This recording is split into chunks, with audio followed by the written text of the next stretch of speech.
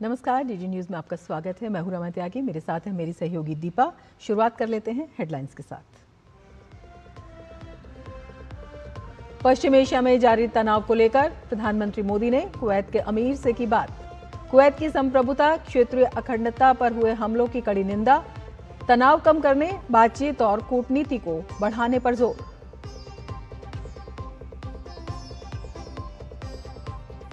NDA सरकार के 12 साल 9 जून 2024 को तीसरी बार प्रधानमंत्री पद की शपथ लेकर नरेंद्र मोदी ने रचा था एक कीर्तिमान। डिजिटल क्रांति से लेकर वर्ल्ड क्लास इंफ्रास्ट्रक्चर तक नई पहचान गढ़ रहा है भारत।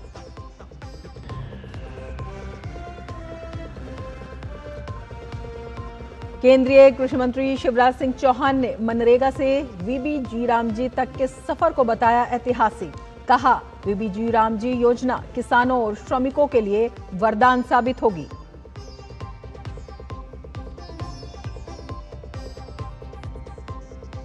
शिक्षा मंत्री धर्मेंद्र प्रधान ने एनटीए दफ्तर का किया दौरा। नीट परीक्षा को लेकर लिया तैयारियों का जायजा। शिक्षा मंत्री ने सभी राज्यों के सीएम से की सहयोग की अपील।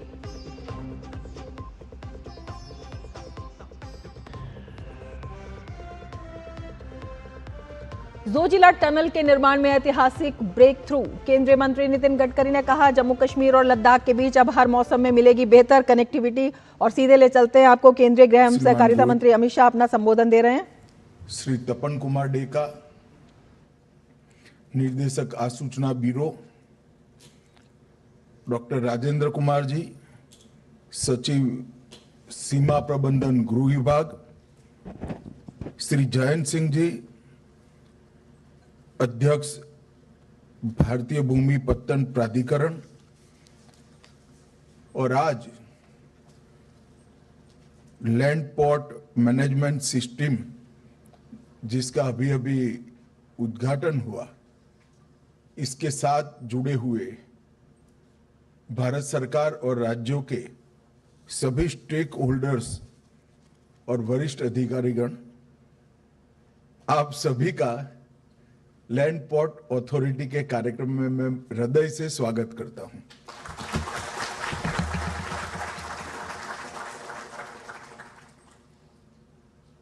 मित्रों, 2014 के पहले एक रिपोर्ट में से लैंड पोर्ट अथॉरिटी की संकल्पना का उद्भव हुआ।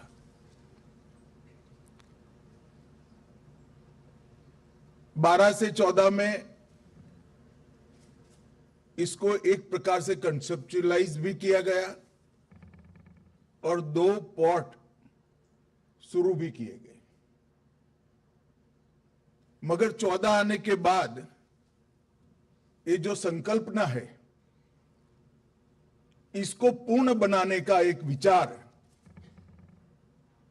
अपने दूरदर्शी प्रधानमंत्री नरेंद्र मोदी जी ने दिया। लैंड पोर्ट अथॉरिटी की कल्पना एक प्रकार से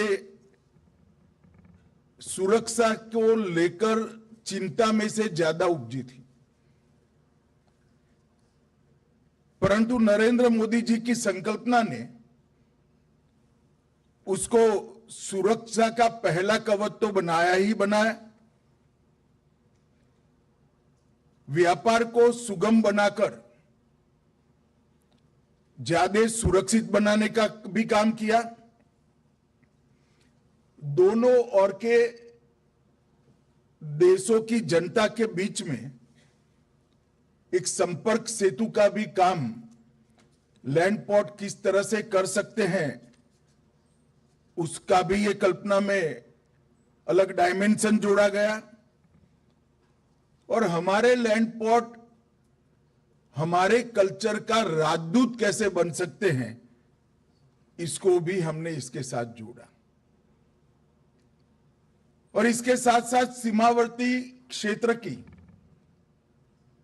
संपूर्ण विकास की परिकल्पना में लैंड पोर्ट की बहुत महत्वपूर्ण भूमिका को भी बहुत स्पष्टता के साथ इंगित किया गया।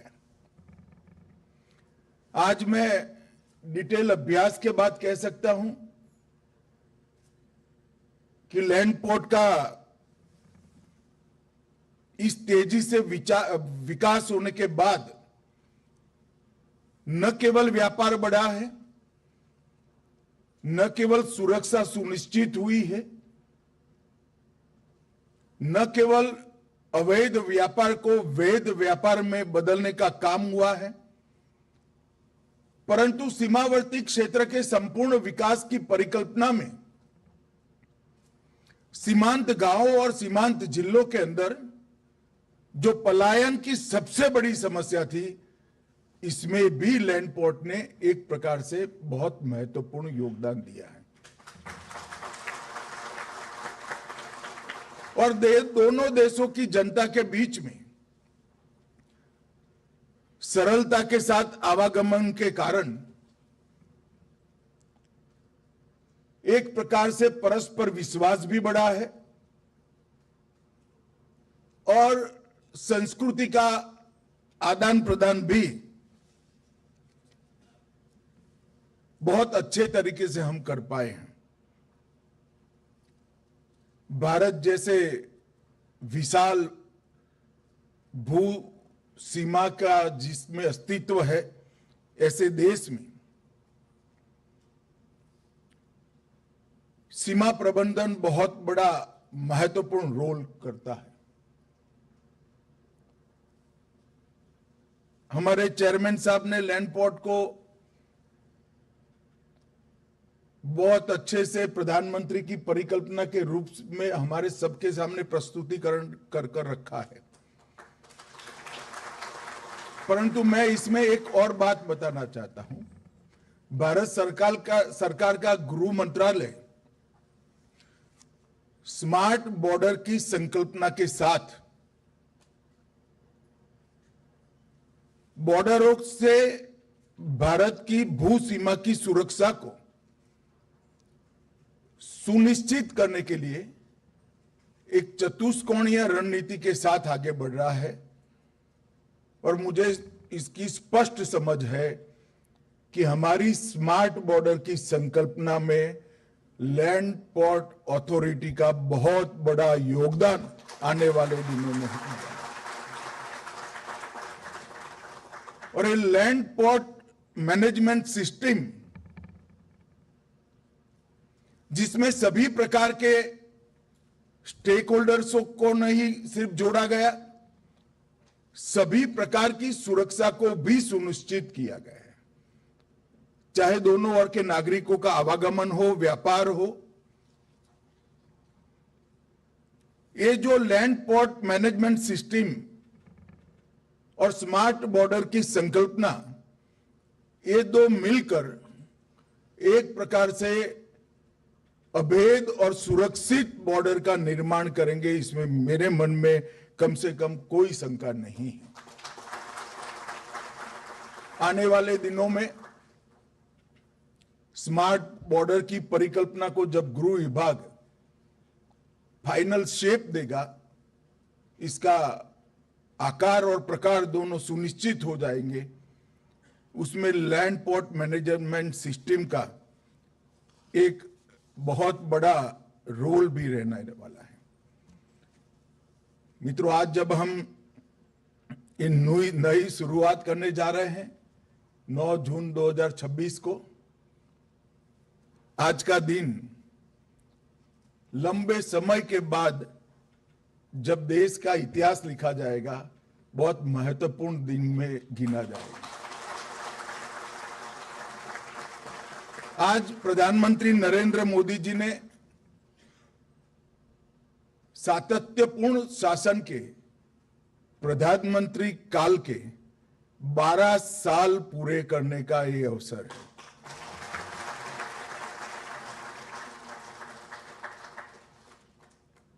हमने अक्सर देखा है कुछ नेता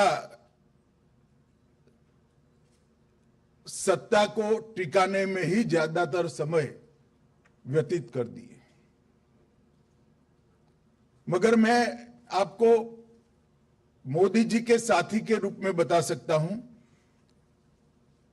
कि इन्होंने 12 साल को सत्ता को साधना के रूप में स्वीकार करते हुए संपूर्ण देश के विकास की दिशा में आगे बढ़ने का काम किया है।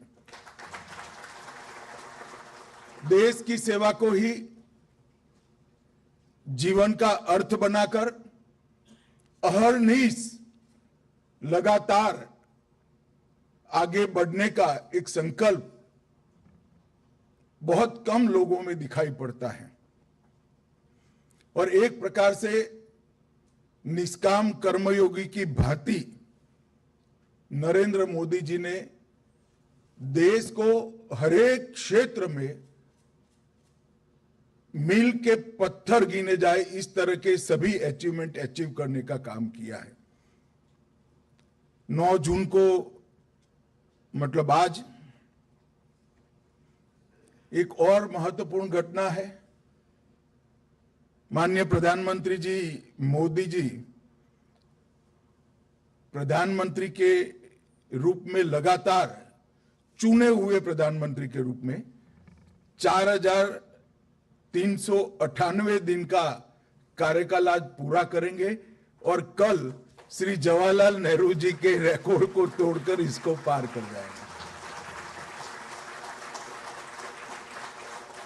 तो देश में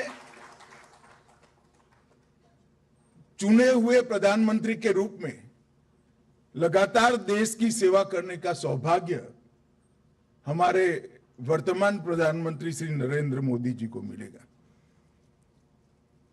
और इस समय में एक कालखंड में जन कल्याण को सबसे पहले अपने शासन का सूत्र बनाया। 80 करोड़ से ज्यादा लोगों को बुनियादी सुविधाएं टुकड़े टुकड़े में देने की जगह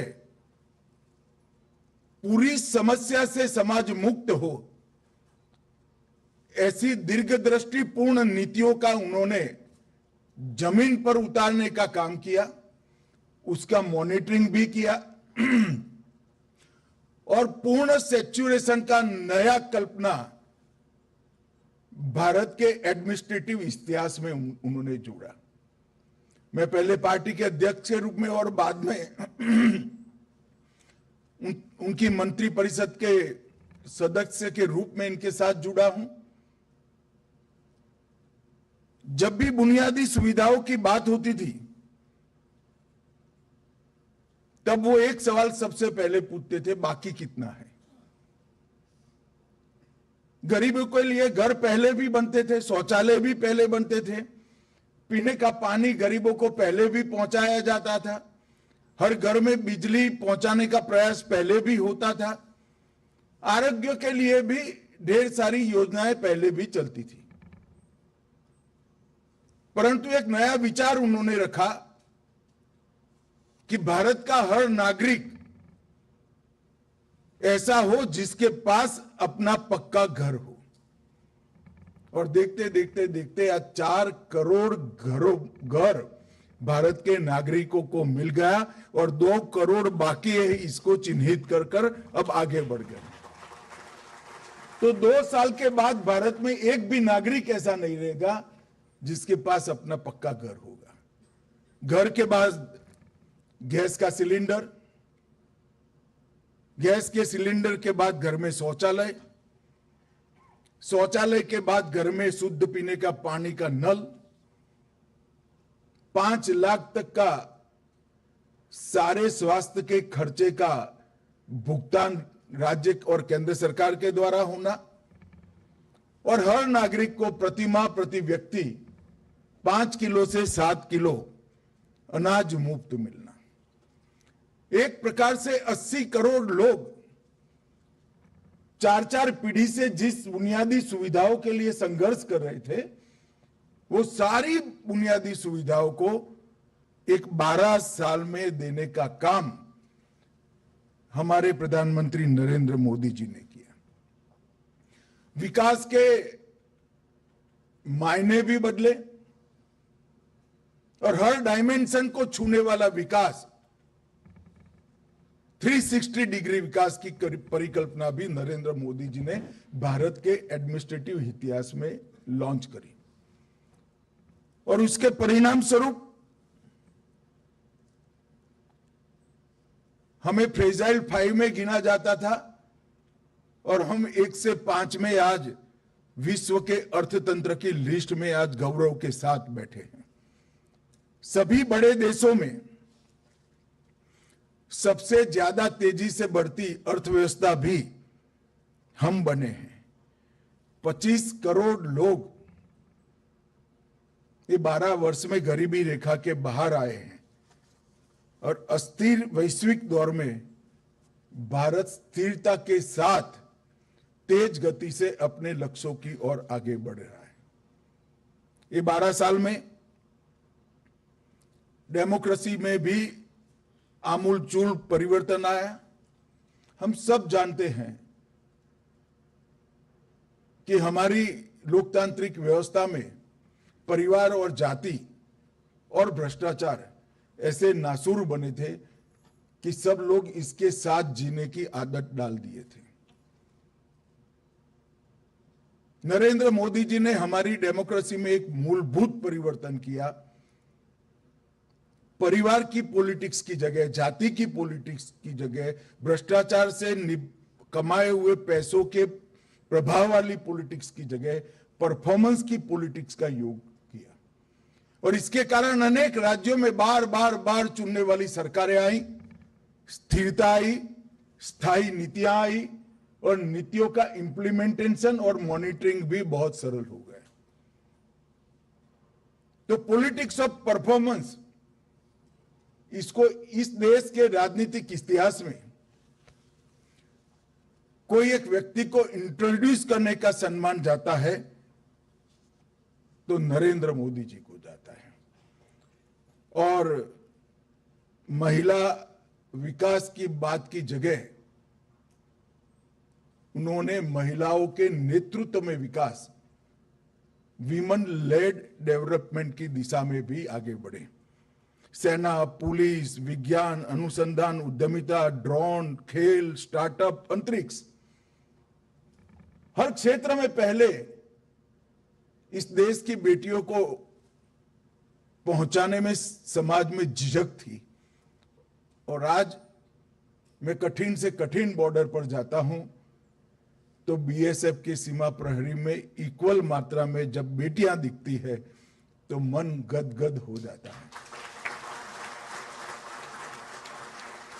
माना जाता था कि सीमा पर इतनी ऊंचाई में तपते हुए रेगिस्तान में बेटियां क्या करेगी, कर पाएगी क्या? और जब नाश्ते पर बैठते हैं इनके साथ और पूछता हूं मैं कि कोई तकलीफ है क्या, उसने कहा भाइयों को है तो मुझे भी है, भाइयों को नहीं होगी तो मुझे भी नहीं होगी। एक गौरव और भाव, बहुत बड़ी बात। संवाद, उन्होंने नागरिकों के साथ संवाद की संकल्पना को भी बदलने का काम किया। आकांक्षी जिलों की रचना, आकांक्षी ब्लॉक की रचना, इसने सम विकास की परिकल्पना को जमीन पर उतारा है। जो विकास की दौड़ में पीछे रह गए, ये सभी जिलों के 30 से ज्यादा पैरामीटर्स के विकास का लक्ष्य देकर आकांक्षी जिलों को सबसे विकसित जिलों के साथ पहुंचने का लक्ष्य भी दिया, रोड मैप भी दिया और संसाधन भी दिए। और अगर आप आकांक्षी जिलों के पैरामीटर्स को ध्यान से देखेंगे तो ध्यान में आएगा कि कितनी स्पीड से हर पैरामीटर्स का स्टेटस हर सप्ताह बदलता जा रहा है। और कुछ कुछ आकांक्षी जिले ढेर सारे पैरामीटर्स में देश के टॉप के 5 जिले के बराबर हो गए हैं। तो सम विकास की कल्पना जो डेमोक्रेसी में चुने हुए लोगों के प्रतिनिधित्व के कारण असंभव मानी जाती थी कि जिस जिले से कोई मंत्री बन गया, कोई सांसद बन गया, वो अपने जिले का भला करेगा। इसकी जगह एडमिनिस्ट्रेशन को प्रेरणा देकर, लोगों की आकांक्षाओं को जगाकर, पुरुषार्थ के साथ इसको जोड़कर अब ये आगे बढ़ी है। मित्रों, आज 12 साल में पीछे मुड़कर देखते हैं तो 25 करोड़ लोग मल्टी डायमेंशनल गरीबी से बाहर आए हैं। 81 करोड़ लोगों को 5 किलो हर महीने मुफ्त राशन मिलता है। 58 करोड़ नए जनधन बैंक अकाउंट खुले हैं। 44 करोड़ से अधिक लोगों के पास आज 5 लाख तक का आयुष्मान भारत का कार्ड है। 16 करोड़ घरों को नया जल से नल घर में मिला है और 13 करोड़ किसानों को लोन न लेना पड़े इसके लिए पीएम किसान सम्मान मिला है। 12 करोड़ 76 लाख घरों में शौचालय बना है। 10 करोड़ 55 लाख घरों में गैस पहुंचा है। 4 करोड़ से ज्यादा लोगों को आवास मिला है। 3 करोड़ से ज्यादा ग्रामीण गरीब महिलाएं लखपति दीदी बन चुकी है और 93 लाख स्वसहाय जूथ बने हुए हैं। और एक प्रकार से आज डिजिटल लेन देन में हम दुनिया में नंबर 1 है, मोबाइल मैन्युफैक्चरिंग में दुनिया में नंबर 2 है और स्टार्टअप इकोसिस्टम में दुनिया में तीसरे नंबर पर है। चाहे कोविड की महामारी हो, चाहे दुनिया में अलग अलग जगह पे होते हुए युद्धों के कारण वैश्विक अर्थतंत्र का कठिन दौर हो, हमने भारत को संभाला भी है, आगे भी बढ़ाया है और अपने लक्ष्यों को प्रति द्रुत गति से आगे बढ़ते हुए भी देखा है। एक प्रकार से लगातार 12 साल के जीडीपी के आंकड़े इसके साक्षी हैं कि कठिनाइयां तो जरूर आई है, मगर एक दूरदर्शी और मक्कम नेतृत्व के रहते हम कठिनाइयों को दुनिया में सबसे अच्छे तरीके से पारित होकर बाहर निकले हैं। इस देश का कोविड मैनेजमेंट दुनिया भर की महामारियों के सामना करने के इतिहास में एक रिकॉर्ड के रूप में विकसित देश भी स्वीकार कर रहे हैं। आज ये दोनों मौके हर भारतवासी के लिए एक प्रकार से गौरव के मौके हैं और आज उसी दिन लैंड पोर्ट अथॉरिटी ने अपने लैंड पोर्ट्स के लिए एक आधुनिक डिजिटल एकीकृत और रियल टाइम प्रबंधन प्रणाली बनाकर सबको जोड़ने का काम किया है। और land port management system, land port की संकल्पना से जितना करना था वो लैंड पोर्ट अथॉरिटी ने कर दिया, मगर ये लैंड पोर्ट मैनेजमेंट सिस्टम को हम आने वाले दिनों में देश की स्मार्ट सुरक्षा ग्रिड का एक महत्वपूर्ण अंग बनाएंगे, जिससे हमारी आर्थिक सुरक्षा भी सुनिश्चित होगी और हमारी भौतिक सुरक्षा भी सुनिश्चित करेंगे। ये इनिशिएटिव जो आपने लिया है वो एक प्रकार से स्मार्ट बॉर्डर की संकल्पना को संपूर्ण बनाने के लिए बहुत मददरूप होगा। यह प्रणाली कार्गो, पैसेंजर और व्हीकल के प्रबंधन के लिए एकीकृत डिजिटल प्लेटफॉर्म उपलब्ध कराएगी।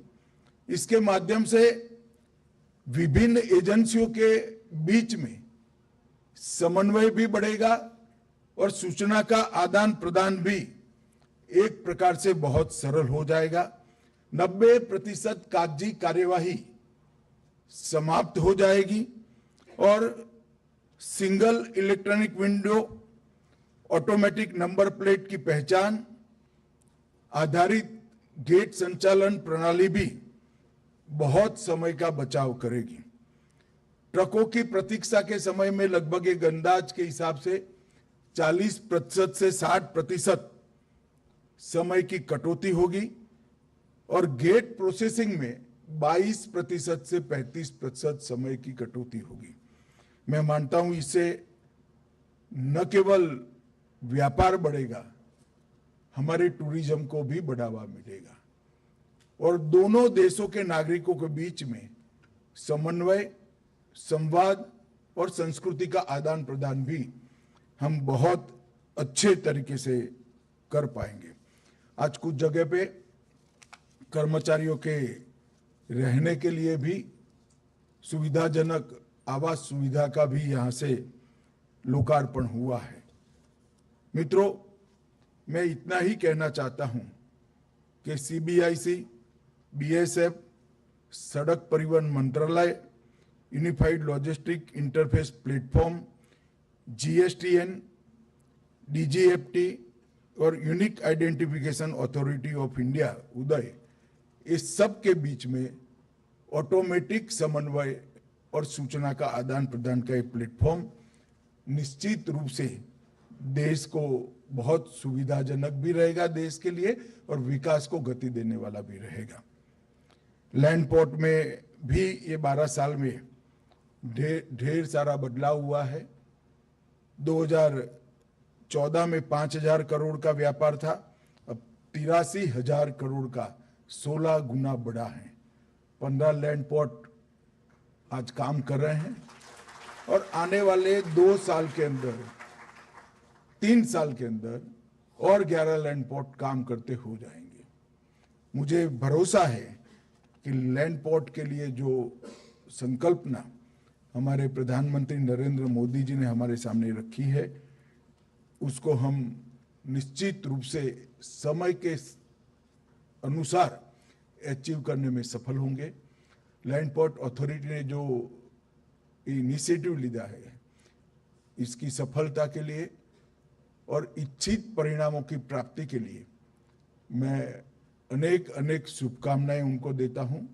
और इससे भी आगे जब आप स्मार्ट बॉर्डर की संकल्पना से जुड़ेंगे तो लैंड पोर्ट अथॉरिटी भी हमारी आर्थिक और सीमाओं की सुरक्षा का एक महत्वपूर्ण अंग बनेगी। फिर से लैंड पोर्ट अथॉरिटी और सभी स्टेक होल्डर्स को बहुत बहुत बधाई और शुभकामनाएं। वंदे मातरम।